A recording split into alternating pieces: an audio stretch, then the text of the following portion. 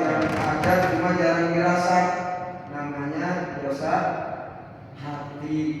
Ya, kalau teman-teman tahu ya, habis melihat sesuatu yang haram sadar karena kita astagfirullah. Bagai dilihatin lagi ya nggak apa-apa ya.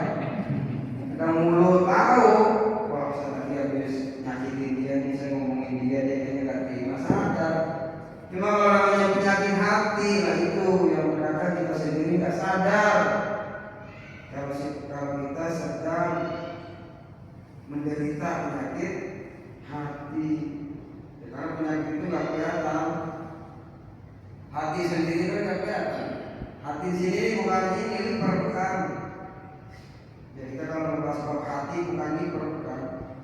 Hati yang dimaksud itu hati yang memang kalau kata Imam Ghazali dalam kitab Ihya Ulumuddin itu latifatun robbaniyatun saunabi sanbariyatun, sesuatu yang sangat halus yang nggak bisa terdeteksi oleh alat sebagai apapun, tapi bisa dirasa keberadaannya.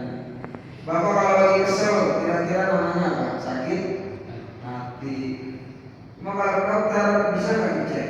Kalau dokter saya lagi sakit hati nih, kita obatnya bisa nggak?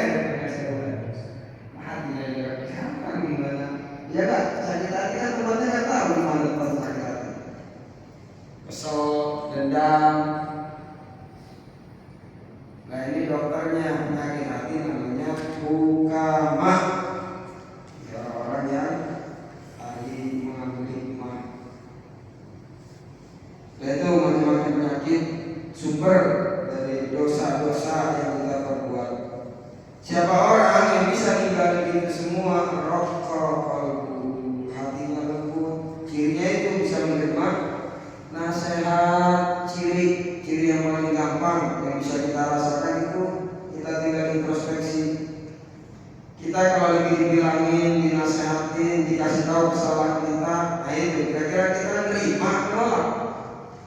Nggak usah jauh-jauh, di rumah dan tempat ini, ya istri kita nelfon kita misalnya, ya dia rumah bayar pak, keluar, kerja aja, ngapain deh, ya kira-kira kita gimana responnya? Malas berantem, akhirnya kita keluar kan, pikiran keluar, pulang ngomong lagi, ngayak mulu kalau pulang-pulang, kan masalah, domelin, keluar domelin. Ya artinya introspeksi ketika kita mendapat nasihat dari orang terdekat, apalagi istri kita lah. Kebanyakan kita menerima nasihat dari istri itu agak berat. Kenapa? Karena istri juga kadang susah menasihatin. Bukan dia berarti mengarahkan ini semua kita berarti.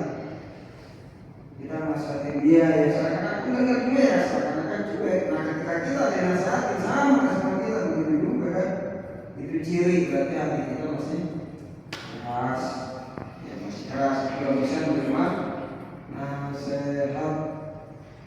Diperbaikilah keluarga, nggak usah jauh-jauh nunggu masuk surga kelamaan, ya mau mati dulu, jadi alam barzah ratusan tahun, nanti kalau masuk surga kan, kalau ke neraka dulu, udah kita bentuk dulu surga yang ada di dunia, yaitu keluarga kita, ya istri, anak, keluarga kita, sekujur, selembur, sedapur, sekasur, tinggalnya begitu. Kalau selama ini keluarga kita, rumah kita pokoknya panas, kita nggak betah di rumah, hanya keluar, nggak terima dengan sikap dan sifat istri dan anak misalnya. Lah itu yang harus kita benahi. Yang namanya bini mah sama kayak kita lempar bola, semakin kencang kita lempar bola, mantul jadi semakin kencang. Itu udah kayak ngaca kalau di keluarga itu, udah kayak ngaca. Ketika kita menuntut banyak terhadap istri, istri pun akan menuntut banyak terhadap kita.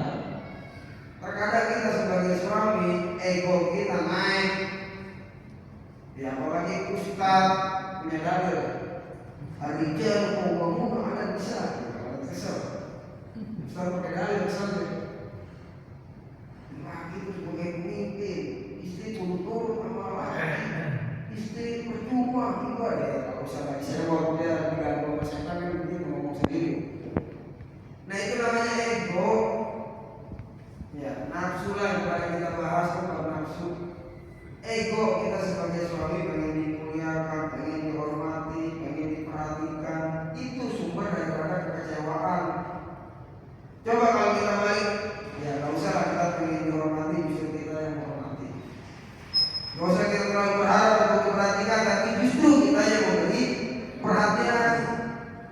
usah terlalu mengharap kasih sayang, tapi justru kita yang berusaha seoptimal mungkin memberikan kasih sayang.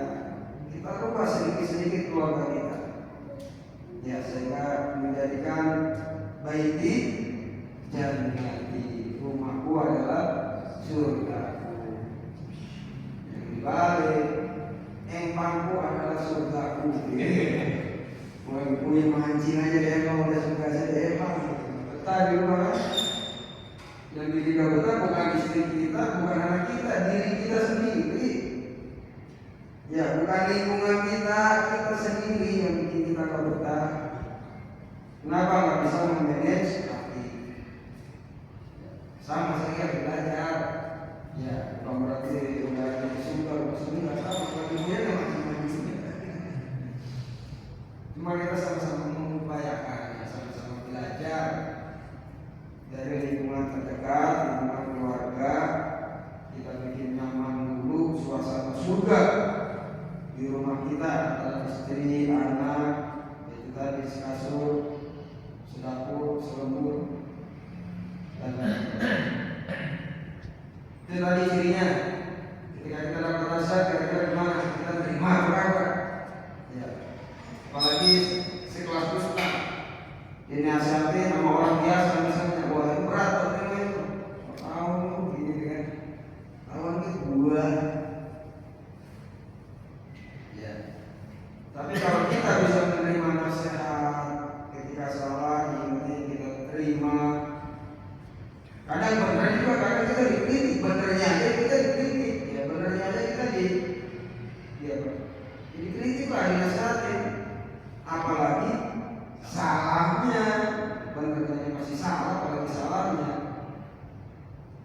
Cara menyikapinya yaitu wadah yang harus kita perhatikan, wadahnya. Hati itu yang kayak depan lah, gelas kosong. Gelas kalau udah kosong, udah dibersihin, udah dicuci bersih, itu mau diisi apa deh? Ya, mau sirup panas-panas begini bisa dituang sirup. Mau kopi, tuang kopi. Karena wadahnya udah bersih. Kalau wadahnya kotor, habis kopi ampasnya belum dicuci misalnya, mau dikasih apa deh nggak bakal masuk. Pakai sirup seenak apapun nggak bakal masuk ke gelas itu karena masih ada ampas. Itu cerminan hati kita. Hati kita kalau belum bersih, masih banyak ampas-ampas, ya penyakit hati, susah menerima nasihat dan bakal masuk. Yang ada emosi, egois, gampang kesel, gampang nggak terima dengan keadaan, dengan nasib, dengan takdir. Itu ciri kalau hati kita belum rokok, kolbu. Dipengaruhi dengan apa? Ya mungkin dengan maksiat yang sering kita lakukan, dengan dosa yang selalu kita kerjakan, kewajiban-kewajiban yang sering kita abaikan, sehingga hati semakin lama semakin gelap. Kan dijelaskannya begitu ya. Kalau kita melakukan dosa, itu seakan-akan ada satu titik ya saja di dalam hati kita. Itu satu dosa. Gimana kalau banyak, sehari kita beberapa kali melakukan dosa kan? Nah hati kalau udah gelap dia susah melihat kebenaran, kebaikan itu susah.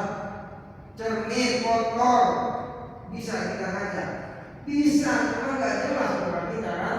Ada jerawat yang nggak kelihatan, kelihatannya bersih aja. Karena cerminnya kotor, hatinya kotor. Coba cermin bersih, habis cuci motor dah, saatnya nih cuci gue. Bukan bersih, mata dilap.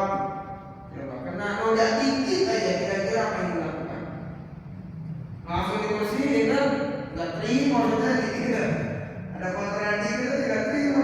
Kotor yang mana dibuang, bersihin.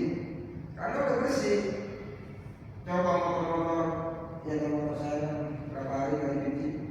Itu mau kena lumpur, mau kena apa udah cuek aja kan ya.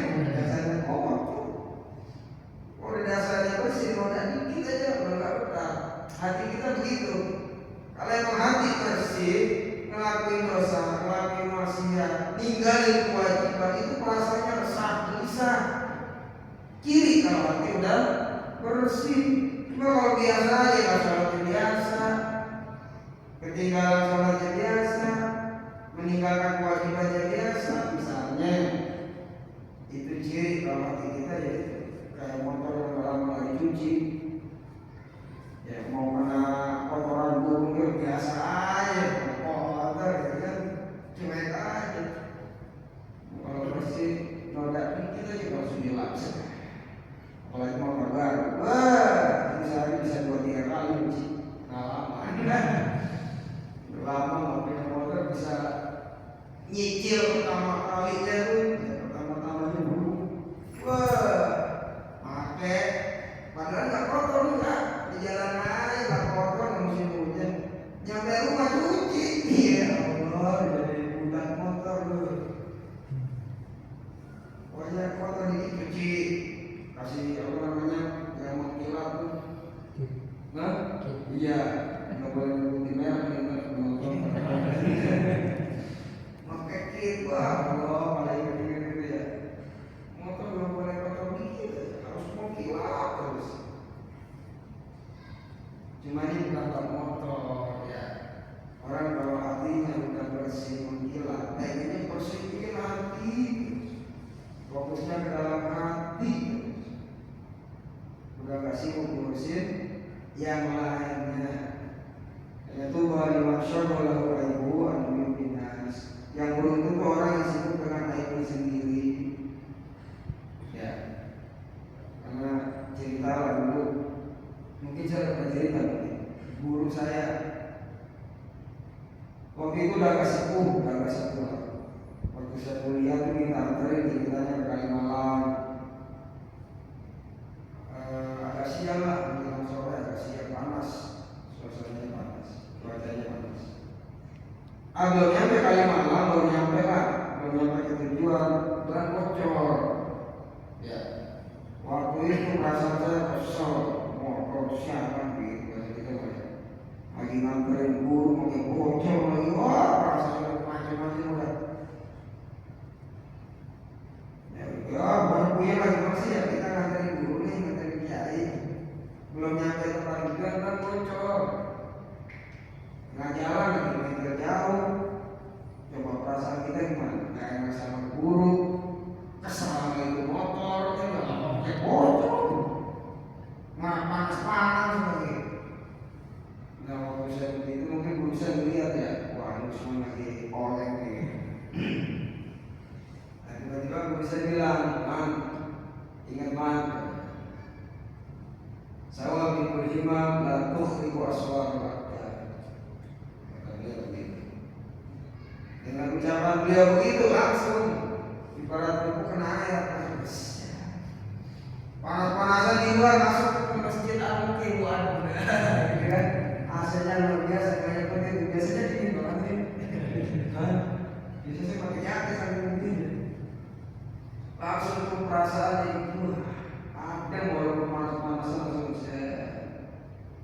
Ya dia mengutip daunnya Syekh Muhammad pasaran dari dalam kitab Syarah. Maksudnya apa? Kamu punya keinginan setinggi apapun, cita-cita sekuat apapun, gak akan dapat merobek takdirnya Gusti Allah Subhanahu wa Ta'ala. Kamu pengen dari tempat pertama berangkat ke tempat tujuan gak ada masalah, lancar, pengennya kan begitu. Apalagi lagi bawa guru kan, pengennya gak ada masalah. Cuma seberapa besar pun keinginan kita tetap gak bisa melewati merobek takdirnya Gusti. Memang takdir saya ketika nganterin guru bakal pecah, bakal bocor itu ban. Nggak bakal bisa dihindari, tetap kalau udah takdirnya begitu bakal bocor. Walaupun kita punya upaya apa, keinginan apa, cita-cita apa, tetap bakal bocor karena udah jalannya begitu, udah takdirnya begitu. Kalau kita kembali ke situ kan kita enggak. Jadi nggak boleh kuliah kayak saya tadi, nyalain motor lah, kan bocor bisa lain. Motor kalau bisa ngomong balik mobil punya air lagi, salah dulu tuh ngomongin ke semua. Jadi lebih tenang, mengembalikan segala kejadian peristiwa kepada ketentuan Gusti Allah Subhanahu wa Ta'ala. Nggak bisa bikin tenang. Dari Amerika itu ada anaknya dibunuh sama perampok kan?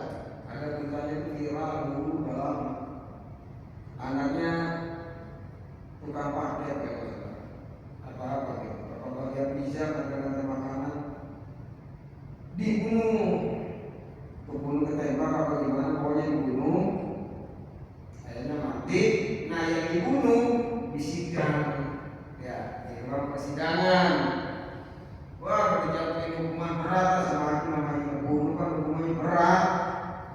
Cuma ketika itu sang ayah justru memaafkan dari kesalahan yang membunuh anaknya tadi. Coba, itu kan luar biasa ya.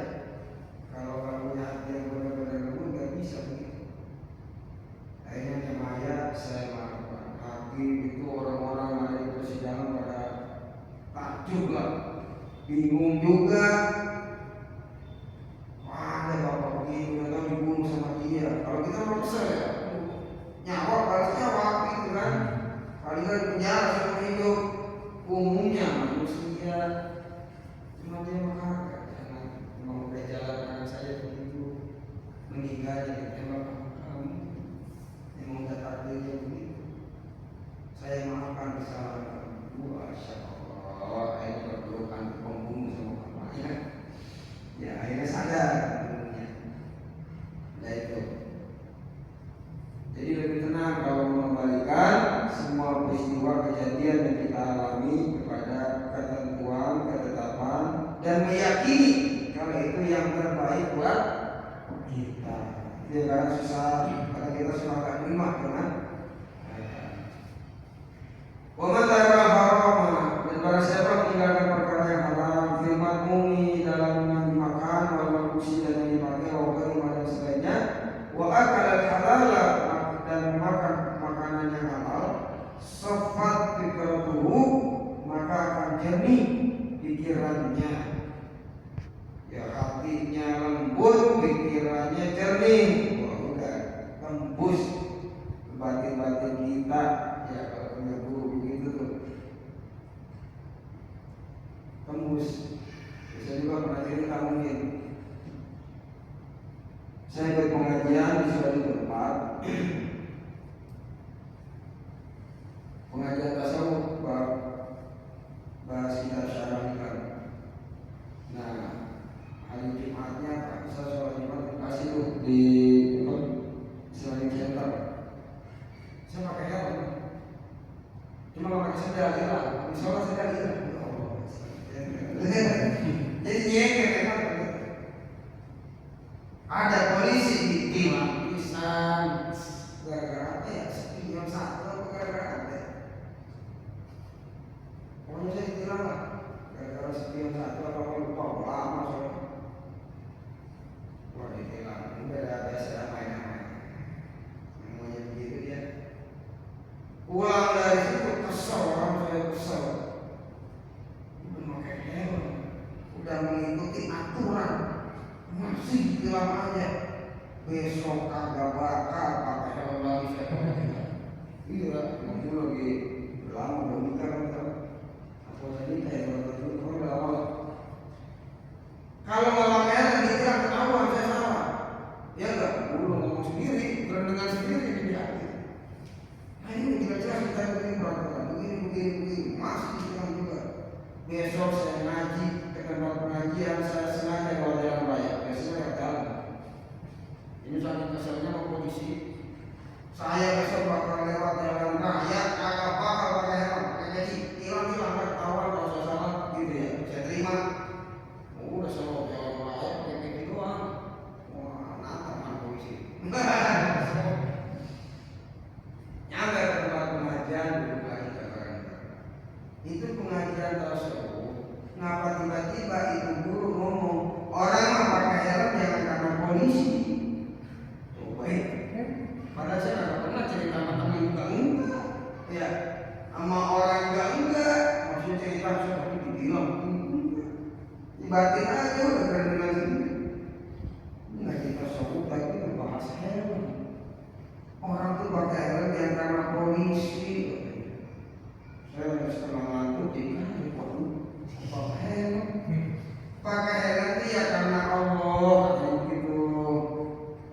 buat ikhtiar kita.